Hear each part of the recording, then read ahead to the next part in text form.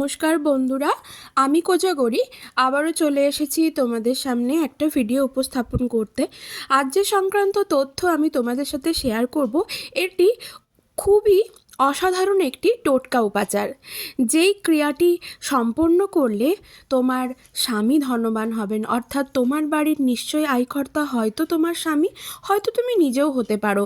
যার বাড়িতে স্বামী আয়কর্তা, কারণ বেশিরভাগ বাড়িতে তার স্বামী আয়কর্তা হয়ে থাকেন, তিনি উপকৃত হবেন, ধনবান হবেন।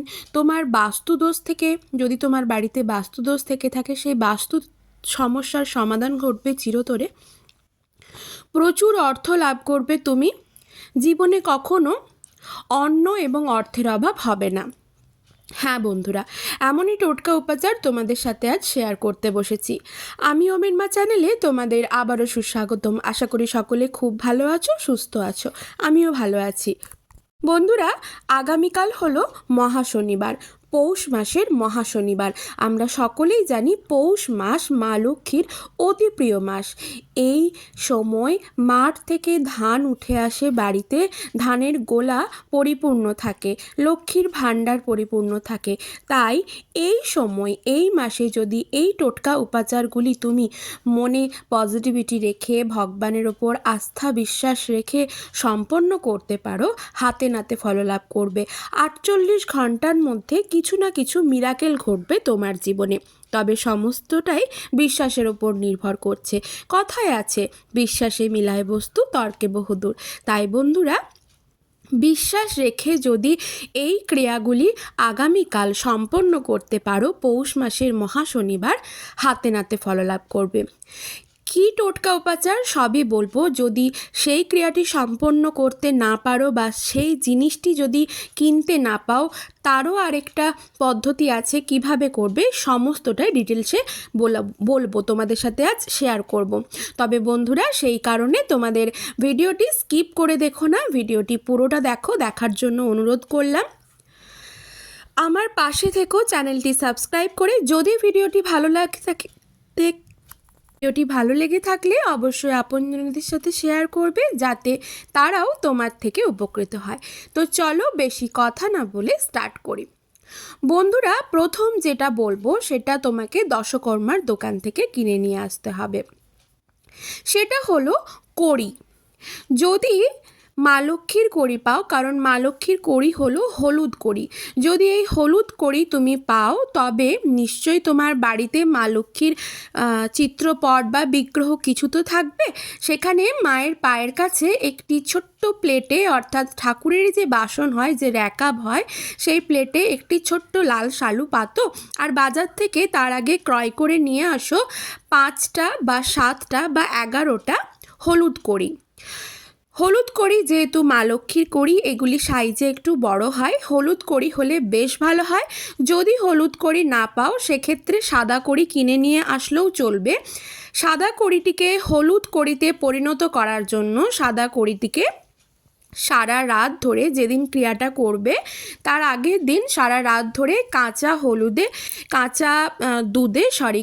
দুধে একটু সামান্য হলুদ গুঁড়ো দিয়ে কড়িগুলি, সাদা কড়িগুলি ভিজিয়ে রাখতে পারো। সেটি হলুদ বর্ণ ধারণ করবে। সেই ক্রিয়াতেও এই ক্রিয়াটি সম্পন্ন করা যাবে।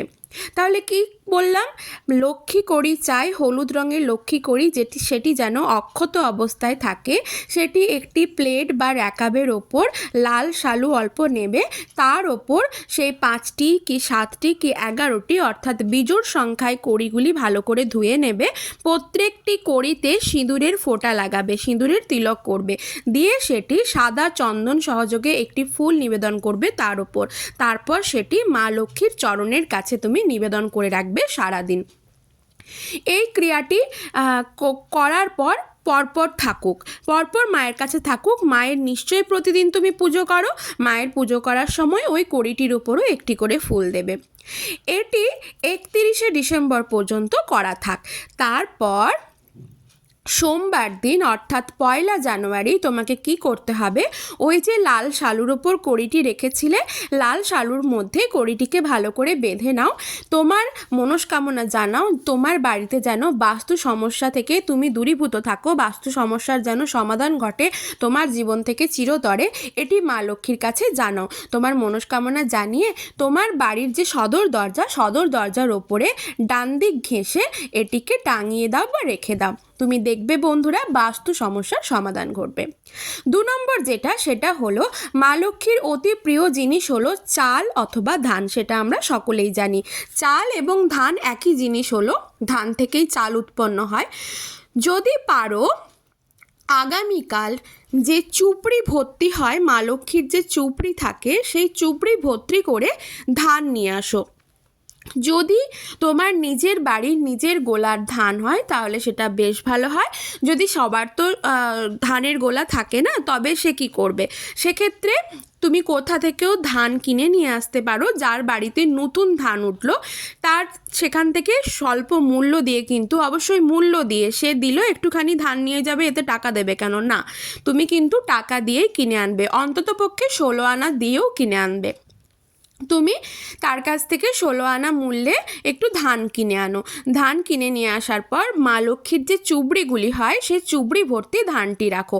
এরপর বলি, যদি তুমি নতুন ধান না পাও সেক্ষেত্রে কি করবে। সেক্ষেত্রে পুজোতে আমরা আতপ চাল ব্যবহার করে থাকি, আর আতপ চাল হলো মা লক্ষ্মীর চাল হলো পছন্দের জিনিস। তবে যেহেতু আমরা পুজোতে আতপ চাল ব্যবহার করে থাকি, সেক্ষেত্রে বলবো ওই চুবড়ি ভর্তি করে আতপ চাল রাখো। চুবড়িটি যেন হাফ অবস্থায় না থাকে, পরিপূর্ণ থাকে, এটা একটু খেয়াল রাখতে হবে।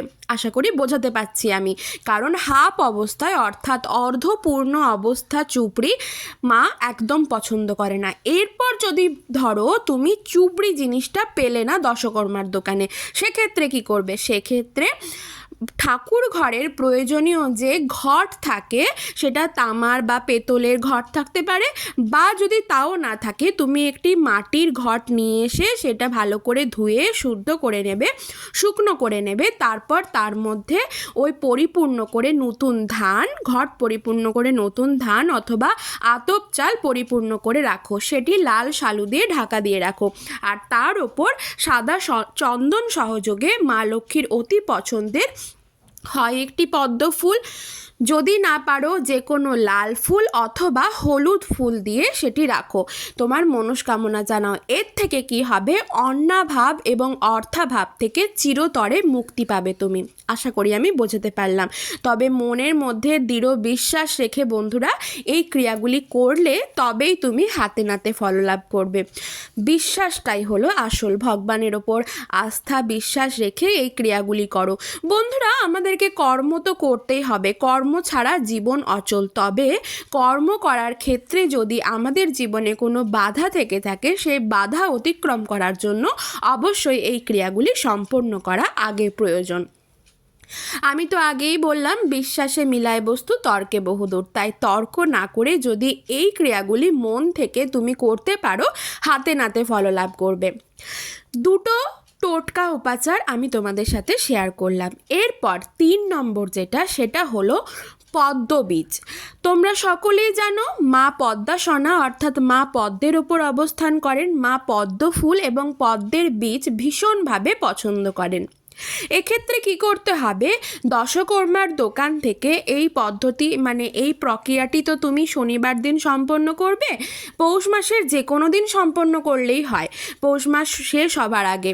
তবে এইটা যদি আগামীকাল সম্পন্ন করতে পারো ভালো হয়। তো তুমি কি করবে, দশকর্মার দোকান থেকে হয় 7টি নয় 11টি তোমাকে পদ্মবীজ কিনে নিয়ে আসতে হবে। পদ্মবীজটি যেন অক্ষত থাকে। আশা করি আমি বোঝাতে পারছি। যে কোনো জিনিস ঠাকুরের কাছে নিবেদন করতে গেলে সেটা সবসময় যেন অক্ষত অবস্থায় থাকে, এটা লক্ষ্য করবে। এরপর বলি, 11টা পদ্মবীজ কিনে নিয়ে আসলে পদ্মবীজটিকে ঠিক একইভাবে মা লক্ষ্মীর পায়ের কাছে নিবেদন করতে হবে। সেটা কি উপায়ে না, ঠাকুর ঘরে যে ছোট প্লেট বা র্যাকাপগুলি থাকে সেই র্যাকাপের ওপর একটু লাল শালু পেতে দাও।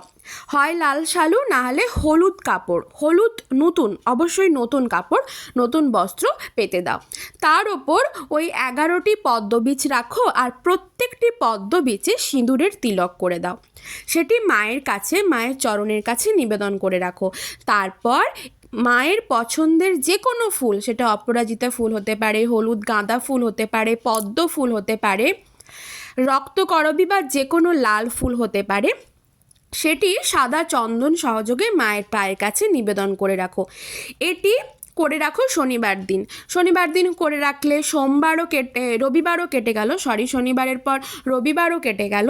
তারপর সোমবার দিন অর্থাৎ 1 জানুয়ারি, 1 জানুয়ারি তোমাকে কি করতে হবে, তুমি স্নান টান করলে সকালবেলায় করে যখন মায়ের কাছে পুজো করতে যাবে, সব ঠাকুরের সেবা করলে সেটি যেমন পুজো করা সেটিকেও পুজো করবে।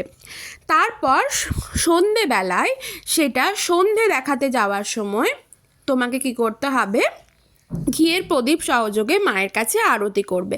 তারপর সন্ধেবেলায় ওই পাত্রটি তুলে নেবে যার ওপর পদ্মবীজটি রেখেছিলে।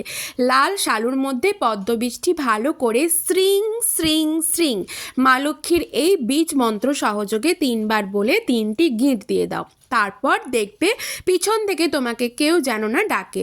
সেই পুটুলিটিকে নিয়ে তুমি যেখানে অর্থ রাখো সেই অর্থ রাখার জায়গায় সেখানে রেখে দাও, সবার চোখের আড়ালে। এর থেকে দেখবে তুমি ধনপ্রাপ্তি ঘটবে, তোমার জীবনে প্রচুর অর্থ লাভ করবে তুমি। আশা করি বোঝাতে পারলাম। এরপর যেটা লাস্ট এবং সর্বশেষ টোটকা, সেটা হলো একটা রুপোর কয়েন হলে ভালো হয়।